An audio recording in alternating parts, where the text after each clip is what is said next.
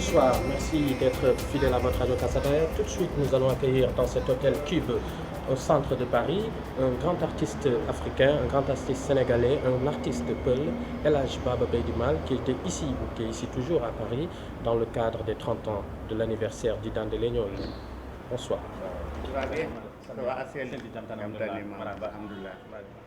Auditeurs, auditrices, bonsoir. Nous sommes ici au centre de Paris pour accueillir une grande personne, en tout cas qui nous reçoit, de la musique africaine, de la culture peul et aussi un grand Sénégalais, un ambassadeur, je disais tantôt, de la culture peul, mais aussi un ambassadeur de la culture africaine qui est venu se produire ici au Zénith de Paris-La Villette ce samedi 9 mai pour célébrer les 30 ans de son anniversaire. Quand on parle de 30 ans d'anniversaire, on parle d'un homme de culture, d'un homme d'exception, celui qui fait vibrer les jeunes, adulé par les jeunes. Il est aussi respecté par les personnes plus âgées, les sages, parce qu'ils connaissent que c'est une bibliothèque de la musique et de la culture peul. Il s'agit en l'occurrence de celui qu'on ne présente plus, ambassadeur du programme des Nations Unies pour le développement, El Hadj Baba Mal, salminama. Jam salminon, non kadi on calminama, bandiraɓe fof calminama. El Hadj Baba Mal, c'est un plaisir en tout cas pour la radio Kasataya de vous avoir ici. Et si min mbawɗum haalde kadi e pulaar ko weltare amen tan hawrude ma ɗo en min dani kamin jewtide e ma seeɗa ko fatay en tout cas musiquement ko fatay les 30 ans de votre carrière mo ganduɗa nana produise ɗum vous êtes en tournée par ce que gasani taw ene wayno samedi dernier le 9 gonno ɗon to wiyete Zénith Paris porte la Villette plus de 6000 personnes ene gaari min wonko marqui kam hen nde yimɓeɓe puɗɗoto ils ont entonné en chœur Baba avec Baba jusqu'à la mort. L'enfant de Podor, so adulama non lukire nder Paris, Baba jusqu'à la mort. Qu'est-ce que cela vous a fait quand vous l'avez entendu en écho? Mais ça m'a fait vraiment plaisir. Bon, et je pense que cette récompense vaut beaucoup plus que l'argent que l'on peut récolter en vendant des CD ou en se produisant sur des scènes assez commerciales. C'est beaucoup plus que le cachet que le musicien peut avoir à la fin du spectacle. C'est le respect, c'est la reconnaissance, c'est l'amitié, la complicité qui existe entre l'artiste et son public. Mais ce qui est formidable, et vous venez de le dire, c'est que ça se passe ici à Paris. Et c'est loin de chez nous, et ce qui veut dire que cette musique a voyagé, s'est fait connaître aussi dans le monde entier, mais aussi que des enfants de chez nous aussi ont voyagé avec cette musique et ça fait chaud au cœur. En tout cas, sur la scène, je pense que beaucoup d'artistes se retrouvant comme ça devant leur public qui leur souhaite la bienvenue sur leur scène ne peuvent qu'être contents et aux anges. Vous êtes un homme de voyage, vous faites voyager aussi la culture et les cultures. Comment aujourd'hui peut s'exporter une musique traditionnelle, africaine en général, particulièrement peul, qui n'est pas peut-être évident à première vue dans une terre française, à Paris, et surtout que vous avez commencé votre première partie avec de l'acoustique et du folklore, et on voyait tout le monde reprendre en chœur vos chansons. Quelles sont les clés de la réussite musicale pour pouvoir transporter, en tout cas faire voyager cette musique traditionnelle africaine vers l'Hexagone?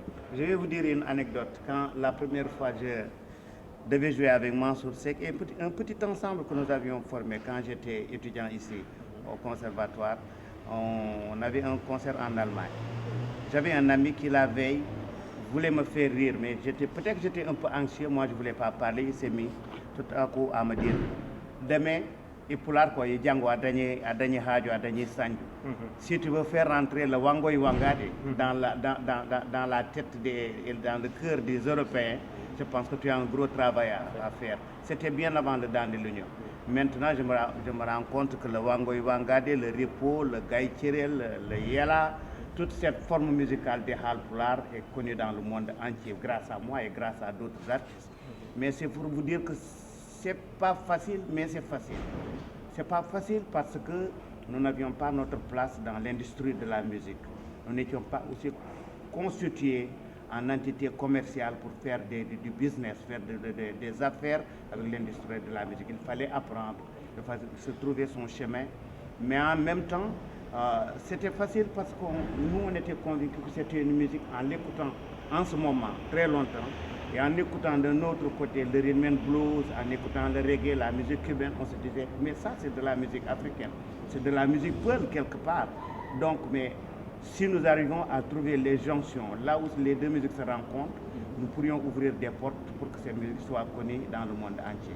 Donc vous parlez bien, et puis ça nous fait une très belle transition, vous parlez de jonction, une histoire de briser, on va dire, les frontières musicales, mais vous aussi, vous ne vous êtes pas arrêté seulement à briser les frontières musicales, parce qu'il me semble qu'il y a un pays qui vous est particulier, pays qui vous est si proche et particulier, et vous avez choisi, pour lancer les 30 ans de l'anniversaire de du Dent de Légnol, de Baaba Maal et le Dent de Légnol, le groupe Dent de Légnol, de traverser juste le fleuve pour aller à ce pays qui vous est si proche et si cher, qu'est la Mauritanie. Est-ce que vous pouvez revenir un peu sur le choix de la Mauritanie et vos liens particuliers et séculiers avec les Mauritaniens et les Mauritaniennes? Je suis né au Sénégal, à Podor précisément, mais je pense que le pays que vous venez de nommer, la Mauritanie, ce que ce pays a donné à Baaba Maal comme inspiration, premièrement parce que nous avons séjourné, Mansour Seck, Mbassou Niang et moi, à plusieurs reprises dans ce pays avec nos guitares. Nous avons animé des veillées culturelles. Les gens sont partis à l'étranger avec des milliers et des milliers de cassettes de Baaba Maal et de Mansour Seck. Et on fait la promotion même de Baaba Maal avant même la naissance du Dent de Légnol. Et je pense que la Mauritanie a joué un rôle très très important dans cette étape de ma carrière. Et c'est ce qui fait que je suis très lié culturellement aussi avec la Mauritanie. Je suis de Podor. Au bord du fleuve, je lève la tête et je regarde de l'autre côté, c'est l'Exeba, c'est la Mauritanie. C'est la même langue, c'est la même culture, c'est les mêmes peuples qui ont cohabité depuis toujours. C'est cette culture qui m'a nourri d'ailleurs, parce que j'ai grandi en écoutant la culture de cette partie de l'Afrique.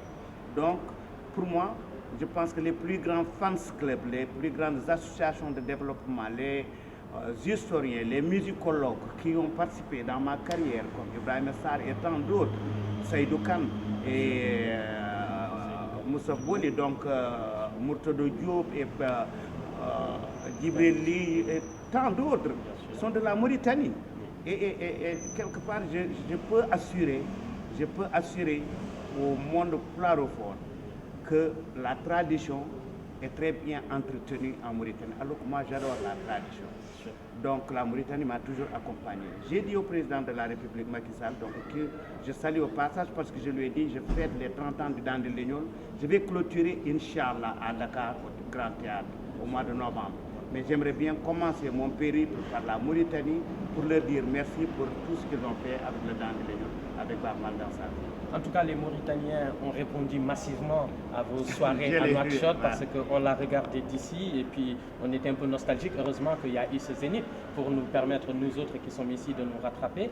Certains n'ont pas compris peut-être le sens ou en tout cas avaient des explications qui a créé une sorte de polémique au début. Est-ce que vous les comprenez par rapport au choix de la Mauritanie et du parrainage? Est-ce que vous les comprenez et vous avez esquissé même une réponse lors de votre soirée du Zénith, mais ça sera l'occasion peut-être d'apporter aussi cette réponse-là pour nos internautes.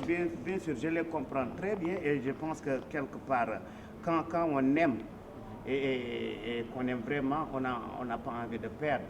Et donc, Baaba Maal a été toujours là pour sa communauté, mais Baaba Maal est arrivé à un moment où ne peut pas ne pas faire de jonction entre les communautés pour les amener à vivre ensemble, à vivre dans une cohésion sociale. Et je pense que c'est là où s'embellit le rôle de l'artiste africain de nos jours. Nous avons trop souffert de division, nous avons trop souffert d'incompréhension entre nous, et le monde nous regarde. Le monde nous regarde. Posons nos problèmes sur la table, utilisons les moyens de dialogue, essayons quand même de se faire comprendre les uns des autres. Mais moi, c'est dans cette optique, parce que j'ai dit, à chaque fois que je fais appel à des artistes mauritaniens qui ne sont pas de ma communauté, Dimimenta Abba, Ouleya, et tant d'autres, dans les années 90, et comme Malouma, on a collaboré dans le PLUD, il y a aussi plein d'autres artistes, même les plus jeunes qui sont venus me retrouver. Y compris Mamadem qui était là sur cette donc scène. d'une façon spontanée, c'est des gens qui viennent, quand ils viennent par exemple au niveau de Podor, au niveau des blues des fleuves, ils ne veulent même pas aller dans les hôtels, ils s'installent sur mon balcon, ils passent la nuit là-bas, font leurs prestations et repartent tranquillement et m'invitent chez eux au niveau de la Mauritanie. Donc ce message de cohésion sociale, c'est à moi de le continuer. Bon, l'autre explication, j'ai quitté le Sénégal, j'ai dit au revoir au président Macky Sall qui m'a remis une lettre pour l'apporter à son homologue de la Mauritanie. Ce n'était pas mon devoir de garder cette lettre. Et je me suis dit qu'à chaque fois que je mettrai les pieds sur un compte, sur un pays africain, dans un pays africain, je dirais que ce spectacle, c'est le président de la République de ce pays qui est parrain. Je ne peux pas le faire pour Macky Sall et ne pas le faire pour le président de la Mauritanie. Bien sûr. Alors, donc, wiyete tan koye pulaar ko kalɗa ko joni wiyete tan ko teddungal teddungal noon aɗa andi e pulaagu kañum yaadi pulaagu so teddungal ittama hen tan natti wonde pulaagu mi wawa kadi min dutto tan e concert ma ɗo ene paari taw min kalani e mataw fansuji ma wonɓe guile Miro, guile Le Havre, guile Mantes-la-Jolie et puis mi arte Mantes-la-Jolie parce que mbiɗa andi sehilaɓe Dande Leñol SDL ils sont là-bas depuis des années, Mamoudou Aouyan et woɗɓe ils ont pris des bus ɓe gummi Mantes-la-Jolie ɓe gari e mbiɗa andi a waɗi ɓe tu les as remerciés hol ko woni lienji mon an e mantenaɓe et surtout yimɓe SDL mbiyatmi ni ko yimɓe wonɓe ɗo ene nder France parce que c'était pas évident ko Dande Leñol waɗa décollé mi haali ɗum naane nde min puɗɗoto mbasu hewno wiide que nous avons commencé entre nos mains nos pieds et nos dents min ngalano haydara min gandano ɗumen kucci men c'est l'un des rares orchestres au niveau du Sénégal mo ganduɗa min gari hamin jettima ɗo en min ngalan sponsor officiel coɗan ɗumen matériel walla coɗan mbaɗan ɗumen hunde so wona la population et concert uji ɗumen mbaɗan min keeɓa hen hunde te ɗum noon fuɗɗi ko ɗo ene France par ce que mi woni hen ɗo avant le Dande Leñol nde min coosi Dande Leñol ɗo gartannomi kawtal janggoɓe pular ɓe gaddi kam ɗo ene plusieurs reprises nden c'est les enfants nden les jeunes de Mantes-la-Jolie c'était des enfants donc somin gari ɗon kamɓe daratono ɓe jimani min jimi amen ɗi he Diahowo en Alhaji Mamadou Moussa Polel Jeeri en donc il y avait déjà la connexion avant même de créer SDL sehilaɓe Dande Leñol donc so tawi min jii hamin jettima 30 ans donc kamɓe wonnoɓe ɗo nden vraiment so tawi mi ƴetti bisuji c'était à eux de venir s'approprier de la manifestation. C'est leur manifestation. Parce que ils se sont investis dedans depuis le début. Donc, il y a 30 ans, il me faut donc il fallait que Kambe Bingono au devant. Donc, Kambe Ndieno la soirée pratiquement, avec tous les autres fans là, au niveau de la France. On peut dire qu'un musicien fulbe, un musicien fulbe, en tout cas, tu portes bien, tu es leur ambassadeur, tu portes bien en tout cas la culture un peu partout. Et en andani fulbe ko ɗamnotoɓe tam il Congo, Gabon, France kadi e banggueji goɗɗi et il y a toujours un lien particulier hakkude ma an et immigré ji généralement est ce que waɗi ɗum ko parce que musique ma ko musique nostalgique walla parce que tan ka haalpulariyanke tan ko ɗum waɗi ala min komi ɗannotoɗo min e hoorema min j'aime le voyage, j'ai toujours aimé le voyage. Il y a mon cousin qui sahaji omo toñami o wi nden so mbeɗa wadde des interviews mi wiyata ko min j'ai beaucoup voyagé so heeɗimi noon mi wiya j'ai beaucoup voyagé mi wiyamo nden mi ummotono Podor mi yaha Ngawle so mimi Ngawle mi yaha Ndioum Ngawle mi yaha Guédé o wiya ɗum wona voyage oto mbiya j'aimais le fait de ne pas rester sur place et je pense aussi ça c'est un caractère des Fulɓe et wonko addani en ha heewi mais même sur le plan musical mes collaborateurs wonɓe Londres ils aiment bien qualifier ma musique de musique nomadique. Nomadique parce que yimɓe gandi sa wiyama ka nomade ka ɗannotoɗo an ummoto e nokku ma aɗa ɗanno so tawi ka neɗɗo jamɗo mbawɗa arde foof guitta hunde ma dokka ɓe tawɗa ɓe toon ƴetta ko moƴƴi ko ɗo ɓe goni ɗo en sa yettima e banggue goɗɗo pecca ɗum ko an ɓe tawɗa ɓe donc peut dire ko haalpulaar en fulɓe so tawi ƴewama nder Afrique sino en ƴewtuno un lien entre toutes les communautés ɓurɗo ɗum wawi wadde représenté ko fulɓe e culture mabɓe Allah rokki kam noon mi mawnidima e ɗum noon donc mbeɗa wawi wiide bon c'est pas la relation par ce que mbeɗa jeeya e nder mabɓe mais ko gurdamam wayi noon j'ai beaucoup appris en voyageant les années 80 jusqu'en 82 minen Mansour Seck nous avons fait plus de 300 et quelques villages tout le monde le sait mais ça nous a enrichi de beaucoup de choses min potte yimɓe des musicologues des musiciens qui vous ont beaucoup donné qui nous ont beaucoup donné mbeɗa siftan mi ari ɗon e dibiteri goto nde dibiteri tokos emin cooda ɗon 2500 hirani e dibi wiye goto no wonno ɗon ko Guinée ndeko ko jowo guitare o wi min jogui guitare uji amen o wi vous êtes des musiciens min e Mansour mbi oui en totti kam guitare uji o ƴetti tan woni juuɗe o joui Fanta o joui Chéri o joui Chéri Kouma oui voilà vous prenez les gants vous prenez le note min rokki on ɗum naturellement comme ça mais c'est dans le voyage somin keddunomo e galle dans la générosité dans la générosité on ne pourrait pas avoir toutes ces choses là je suis allé au Bundu je suis pas griot mi waɗi ɗon plus de 6 mois jamma foof donc les griots du Bundu disent Baba Mal yaltin guitare ma an e Mansour e Bellel e Malick Paté Sow son koɗi minen min jaltina koɗe ɗe min jima yela onon wonen jaɓoɓe ane so ɓooyi jima Alhaji Moussa c'était ma chanson kamɓe goni jaɓoɓe donc il y a eu cet échange là durant mais tout ça ça se passe dans le voyage sa heddima e galle ma heɓata hay galle. Alors, comme vous le disiez tantôt, vous êtes passionné du voyage et cela est quelque chose, en tout cas, de très intéressant. On est dans un monde qui se mondialise davantage, les gens vont chercher des lendemains meilleurs ailleurs. Et vous l'avez même évoqué lors de votre concert au Zénith, vous avez pris le temps d'en parler. Ce sont ce qu'on appelle aujourd'hui ces voyageurs de la mort, ceux qui prennent les bateaux pour immigrer à la recherche de lendemains meilleurs. Cette jeunesse africaine qui meurt dans la Méditerranée, c'est quelque chose qui vous touche beaucoup. Oui, bien sûr. Qu'est-ce que, en tout cas, quel est votre sentiment sur cette situation? Je pense que le monde doit avoir quelque part très honte de regarder cela se faire. On est arrivé au XXIe siècle, il y a tellement d'opportunités dans le monde. On est arrivé à un niveau de démocratie et de compréhension des choses que les êtres humains, surtout ceux qui sont devant, ne doivent pas se permettre de ne pas regarder derrière et d'essayer tous ces jeunes-là qui ne demandent qu'à récupérer leur dignité. J'ai fait une campagne l'année dernière, 2 années derrière. Cette campagne m'a mené au sommet du G8 pour aller défendre la condition de développement en Afrique. Mais cette campagne ne se résumait qu'à un seul fait. Il faut redonner à la personne humaine sa dignité, vivre décemment, vivre chez soi, faire le travail qu'on a envie de faire, de récolter de l'argent, de faire vivre sa famille, ses parents, ses enfants, et de dire son opinion librement pour que la société avance. Mais regardons ces jeunes-là, ils sont laissés à eux-mêmes.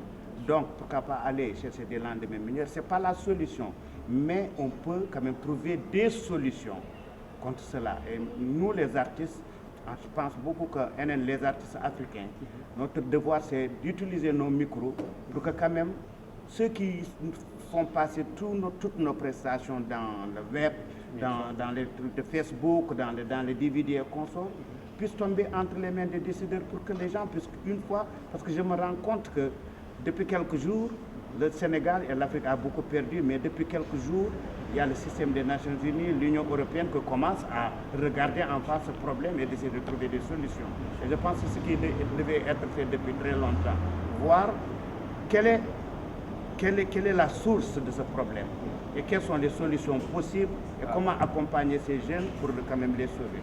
Alors, que vous portez un projet dont l'acronyme est NANCA, qui est une sonorité qui veut dire quelque chose en pulaar, vous allez me traduire aussi l'acronyme exactement. Est-ce que NANCA rentre dans ce projet-là, que chacun commence en tout cas à faire ce travail-là chez soi, et expliquez-nous le projet NANCA. Quand on m'a donné la lettre venant de plus de 240 organisations non gouvernementales, de fondations, des plus célèbres dans le monde, pour l'amener au sommet du G8, c'était pour que l'on puisse quand même mettre encore beaucoup plus d'efforts dans l'agriculture, l'élevage et la pêche sur le continent africain. Ça interpelle beaucoup de choses. Ça interpelle par exemple la légalité des terres, à qui appartiennent ces terres, les problèmes fonciers. Ça interpelle par exemple les grandes organisations comme les grandes banques, la Banque mondiale et les autres, accompagner les associations les plus crédibles qui sont très formées, très bien organisées. On en a beaucoup dans tous les villages du Fouta, on voit des associations de femmes où il y a une présidente, il y a un secrétaire général, la trésorière avec des objectifs bien définis.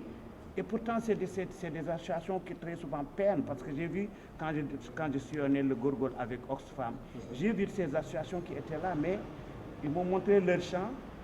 Donc, ce qui veut dire qu'il y avait un travail qui était déjà fait, le champ des femmes, mais avec un problème de la sécheresse, elles ne pouvaient pas continuer parce qu'il n'y avait pas de soutien.